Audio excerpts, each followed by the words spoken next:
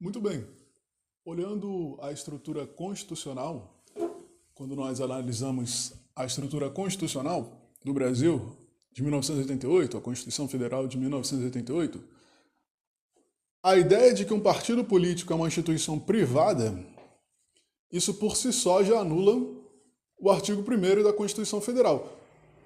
Se o partido é uma instituição privada que media o acesso do povo ao poder democrático, então todo poder não emana do povo.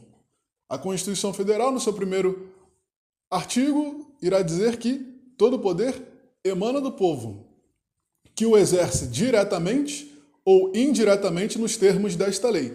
Aí está a grande pegadinha do sistema político brasileiro. Lembrando que nós vivíamos uma ditadura monárquica, porque a monarquia é uma ditadura, por mais que você crie sistemas de pesos e contrapesos, a monarquia ela é um sistema absolutista por natureza, um sistema de linhagem, um sistema de transmissão de poder através da genética e através da pura e livre vontade de um monarca que tem, obviamente, uma hierarquia muito superior aos cidadãos.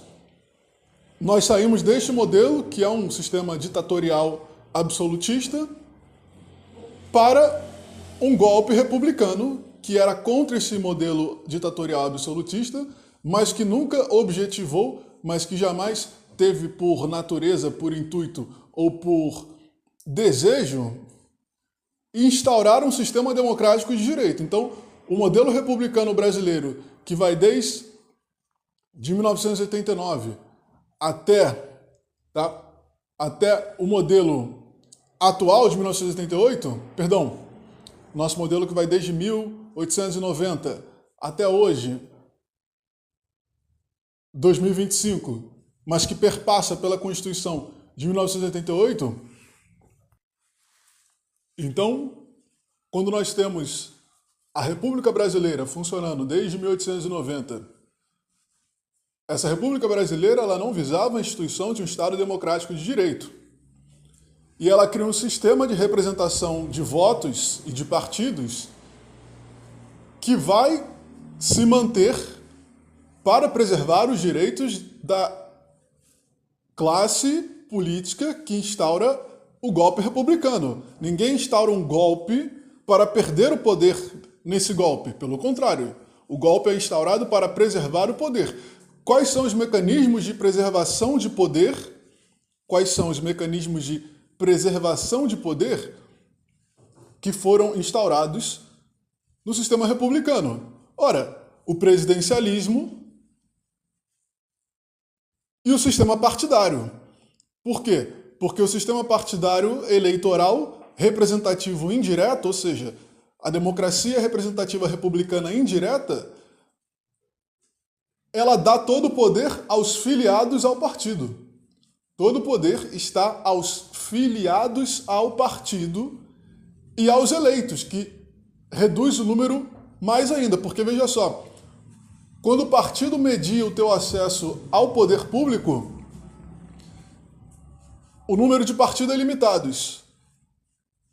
E se eu tivesse, por exemplo, dentro de um partido 10 candidatos a presidente, esse partido só pode indicar um candidato a presidente. Então, a quantidade de pessoas que podem se ofertar, a quantidade de pessoas que podem se disponibilizar, a quantidade de pessoas que podem se disponibilizar para serem membros do partido é alta, mas a quantidade de pessoas que podem ser aceitas para os cargos executivos da política, da representação indireta, essa quantidade ela é limitada. Então, prefeito, governador, presidente, cargos de comando do executivo são só uma vaga. E aí eu tenho que, se eu tivesse um número X de seres humanos interessados, esse número ele é reduzido a X sobre 1000, por exemplo. Porque as vagas são limitadas aos partidos e cada partido só indica um. O que eu estou querendo dizer? Que você tem o afunilamento da representação pública. E esse nem é o ponto mais grave. O ponto mais grave é que, se eu entro num partido e digamos que o meu objetivo seja reduzir os salários e benefícios de R$ 33 mil para 5 mil reais ou para 2 salários mínimos, é provável que nenhum partido concorde com a perda de poder monetário. Se nenhum partido concorda com a perda de poder monetário, bem, se nenhum partido concorda com a perda de poder monetário, é óbvio que eles não vão me indicar para a candidatura de chefe do executivo ou de membro do legislativo. Eu estou dizendo que a minha qualidade, a minha competência como indivíduo cidadão brasileiro de poder adentrar, a minha possibilidade de adentrar no sistema executivo ou legislativo do Brasil como candidato eleito democraticamente, a minha chance disso acontecer, ela está vinculada, ela está completamente cerceada pela decisão de membros de um partido. Logo, quem decide se eu entro ou não em instituição é uma decisão particular, é uma decisão privada, não é uma decisão pública.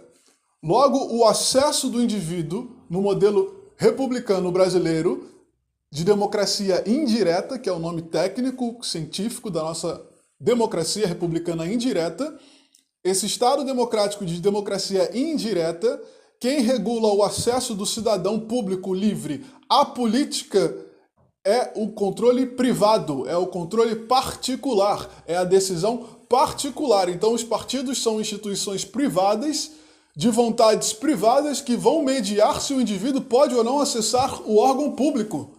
Bem, eu vou repetir. Os partidos políticos são instituições privadas que detêm o poder de regular se o cidadão público irá ou não adentrar na representação democrática. Logo, não existe um sistema democrático fidedigno e justo se a vontade de entes particulares privados está mediando e regulando e controlando o acesso do cidadão público à participação na política eletiva dos cargos do executivo e do legislativo. Mais ainda, entende-se que o indivíduo que, cidadão público, na condição de cidadão público, não for coadunante, não for concordante, não for atentante, não for a favor de diversas sistemáticas do partido, esse indivíduo ele pode ser destituído do partido ou pode ainda, em escala mais básica, não ser aceito para ser um membro eletivo. Logo, se eu quero ser um presidente, se eu quero ser um vereador, se eu quero ser um governador, um prefeito, e a minha pauta é redução de salários, é perda de foro privilegiado, se a minha pauta é perda de benefícios, se a minha pauta é essa, bem, se a minha pauta é essa, obviamente que o partido vai dizer que não. Eu não vou te indicar, eu não vou aceitar a sua indicação. Isso, por natureza, vai gerar um Estado blindado. Nós estamos vivendo uma ditadura de poder, porque a ditadura, no meu conceito, ela significa a perda da capacidade da ação do indivíduo público dentro da lei constitucional que o rege. O que eu quero dizer? Que existe uma lei constitucional regente e o indivíduo cidadão público não tem poder de atuar sobre essa lei, ele não tem poder de exercer sobre essa lei sua vontade livre e pública. Ele precisa ingressar, ele precisa adentrar, ele precisa concordar e ser aceito por uma instituição privada, por vontades privadas particulares que são mostradas pelo discernimento e pelas fatídicas notícias e narrativas e processos criminais, que a vontade privada ela pende para a corrupção, para o interesse próprio, para a ganância, para o luxo, para a defraudação. Se a vontade privada ela é majoritariamente corrupta, defraudante, gananciosa, mentirosa, o indivíduo para ingressar na política ele tem que concordar com esse tipo de vontade. Talvez por isso o Brasil, talvez por isso a nossa nação esteja com 60% da sua população sem saneamento básico. Talvez por isso, nos últimos 100 anos, desde 1925, você tem 100 anos e que não se resolveu um problema de instalação de encanamento de água e de esgoto, que deveria ser prioridade máxima e que não requer nenhuma obra técnica fora desse mundo, não requer nenhuma tecnologia. Pelo contrário, é uma tecnologia que nós temos já desde o final do século XIX. Você tem uma tecnologia de instalação de tubulações, gestão hídrica, que existe desde o final do século XIX e você tem uma nação que 60% do seu território não tem saneamento básico, porque, obviamente, tem algum problema de gestão pública, e eu estou aqui indicando os problemas de gestão pública. Talvez por isso metade da população brasileira viva com menos de meio salário mínimo. Metade da população brasileira, são os dados do IBGE, 2019, Pesquisa Nacional do Domiciliar Continuada, metade da nação brasileira vive com menos de meio salário mínimo.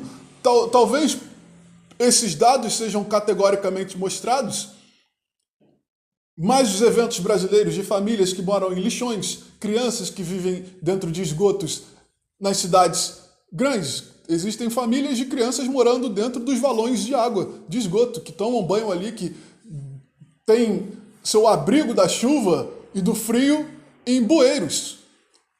E talvez esse tipo de formação social ela esteja relacionada com um sistema jurídico constitucional que é herança de um golpe republicano sobre uma ditadura monárquica, que também é um golpe, e essa herança republicana, ela institui a proteção e a blindagem do acesso ao poder através do sistema partidário privado.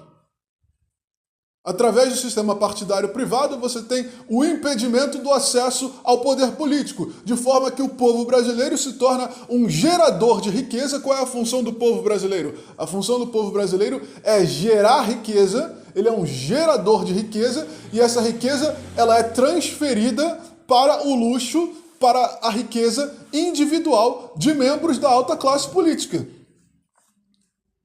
A função do povo brasileiro é ser a massa de trabalho que gera riqueza para uma alta classe política. A nossa Constituição Federal de 1988 e as constituições anteriores, elas são mecanismos, elas são leis de direcionamento do esforço do trabalho público para o luxo privado. Eu vou repetir. As leis regimentares da Constituição de 88, elas são mecanismos de direcionamento do trabalho e do esforço público para o luxo e para o enriquecimento privado. Estas são as normas. Estas são as normas. Estas são as fórmulas. Quais as leis vão instituir a tributação do povo e a hiperfacilitação salarial, o hiper-enriquecimento, o hiperluxo de uma classe política. Bem, essa é a norma. Essa é a norma que rege a sociedade brasileira. E a sociedade brasileira ela é regida nesses parâmetros. E na medida que ela é regida nesses parâmetros, você entende que a lei que nos rege, ela blindou o acesso do indivíduo, ela blindou o acesso do cidadão público ao poder. Mas ainda ela fala o seguinte, é importante você observar isso. A Constituição Federal de 88, a Constituição Federal de 1988, ela diz o seguinte, artigo 1º, parágrafo único, todo poder emana do povo. Todo poder emana do povo que o exerce diretamente ou indiretamente nos termos desta lei.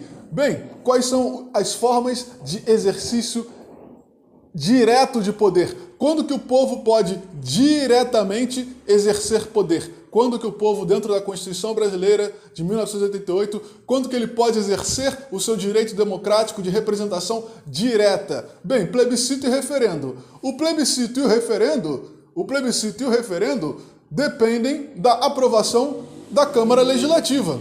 O Poder Legislativo aprova o plebiscito ou referendo. Logo, toda forma de consulta popular, toda forma na qual o povo popularmente iria decidir algo,